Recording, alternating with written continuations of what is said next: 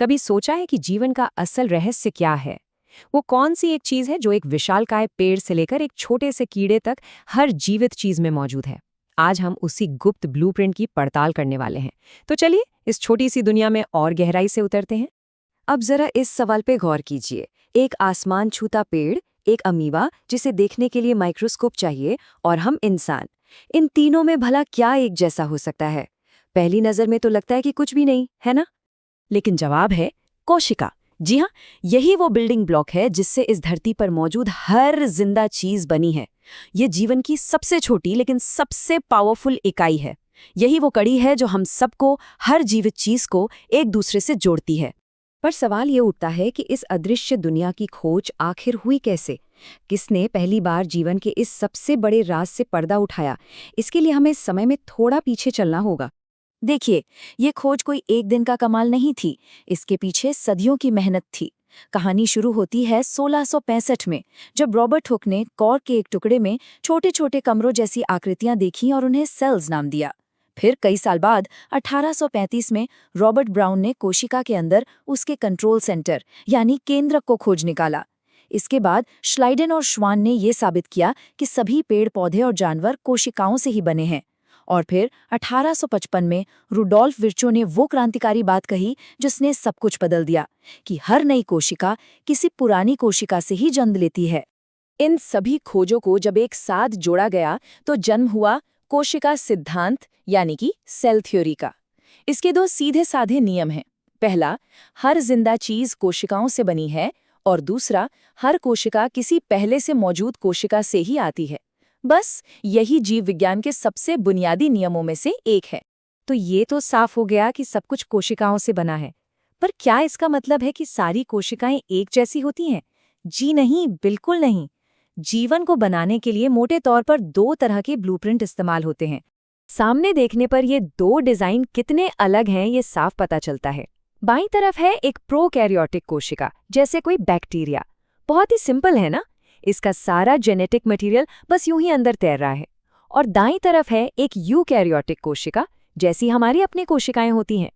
ये तो एक पूरे शहर की तरह है, जिसमें हर चीज के लिए अलग अलग डिपार्टमेंट हैं, सब कुछ एकदम ऑर्गेनाइज्ड। चलिए जरा इनके मुख्य अंतरों को समझते हैं। प्रोकैरियोटिक कोशिकाएं बहुत ही छोटी और सरल होती हैं। इनमें कोई असली न्यूक्लियस यानी केंद्रक नहीं होता। दूसरी तरफ यूकैरियोटिक कोशिकाएं बड़ी और ज्यादा कॉम्प्लेक्स होती हैं। इनमें एक झिल्ली से घिरा हुआ व्यवस्थित केंद्रक होता है, जो डीएनए को संभाल कर रखता है। और तो और यूकैरियोटिक कोशिकाओं में कई छोटे छोटे ऑर्गेनेल भी होते हैं, जो अलग अलग काम करते हैं। तो फिर देर किस बात की? चलिए एक यूकैरियोटिक कोशिका के अंदर का टूर लगाते हैं। इसे एक बहुत बिजी फैक्ट्री समझिए, जहां हर डिपार्टमेंट का अपना एक खास काम है और सब मिलकर काम कर रहे हैं। हमारी फैक्ट्री में सबसे पहले मिलते हैं इसके बॉस से। यह है कोशिका का कंट्रोल सेंटर यानी न्यूक्लियस या केंद्रक। यहीं पर कंपनी का सारा ब्लूप्रिंट यानी हमारा डीएनए बहुत सुरक्षित रखा होता है, और यहीं से कोशिका की सारी एक्टिविटीज को कंट्रोल किया जाता है। अब कंट्रोल सेंटर से बाहर आते ही हमें ये जाल जैसा स्ट्रक्चर दिखता है। ये है फैक्ट्री की असेंबली लाइन। यहाँ राइबोसोम नाम के छोटे छोटे वर्कर हैं। इनका काम है डीएनए से मिले निर्देशों को पढ़कर प्रोटीन बनाना। और यही प्रोटीन वो मशीनें हैं जो कोशिका के लगभग सारे काम करती हैं। अब भाई, किसी भी फैक्ट्री को चलाने के लिए बिजली तो चाहिए। कोशिका का पावर प्लांट है ये ऑर्गेनेल, माइटोकॉन्ड्रियन। यही वो जगह है जहां खाने से एनर्जी निकालकर एटीपी यानी एटीपी के छोटे छोटे पैकेट में स्टोर की जाती है। इसी एनर्जी से कोशिका के सारे काम होते हैं, इसीलिए तो इसे पावर हाउस कहते हैं। अच्छा, तो प्रोटीन बन गए, अब आगे क्या? उन्हें सही जगह पर भेजना भी तो पड़ेगा।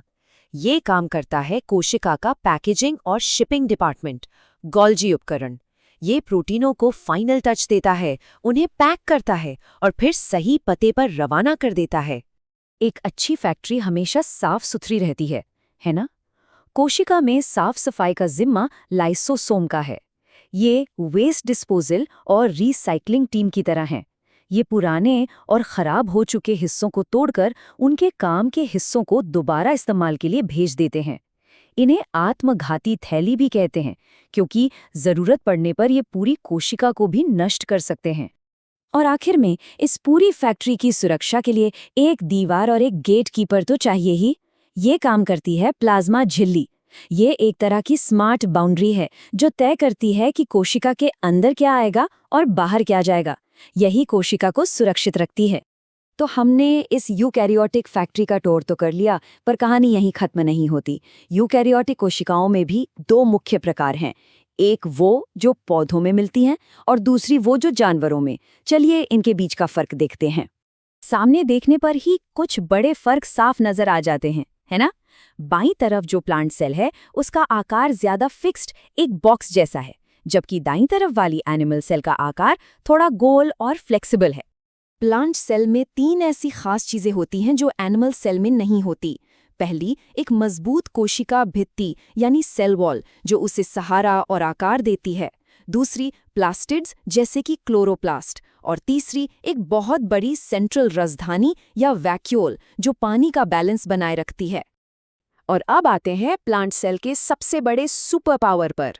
ये जो हरा हरा ऑर्गेनल दिख रहा है ना, ये है क्लोरोप्लास्ट। ये फैक्ट्री का अपना सोलर पैनल है। यही वो कमाल की चीज है जो सूरज की रोशनी का इस्तेमाल करके हवा और पानी से अपना खाना खुद बना लेता है। इसी प्रोसेस को हम प्रकाश संश्लेषण कहते हैं। तो अगली बार जब कोई किसी पेड़ को देखे या खुद को आईने में, तो ये याद रखने वाली बात है कि हम असल में खरबों छोटी छोटी शक्तिशाली फैक्ट्रियों को देख रहे हैं जो एक साथ मिलकर एक खूबसूरत संगीत की तरह काम कर रही हैं। ये सोचना ही अपने आप में कितना कमाल का है। और ये सब हमें एक बहुत गहरे सवाल पर लाकर छोड़ देता है। खरबों कोशिकाएं, जिनमें से हर एक अपने आप में एक पूरा ब्रह्मांड है, सब एक साथ मिलकर इतनी सटीकता से काम कर रही हैं। तो सोचने वाली बात है कि ये चीज, ये तालमेल हमें आखिर बनाता क्या है? इस पर विचार जरूर कीजिएगा।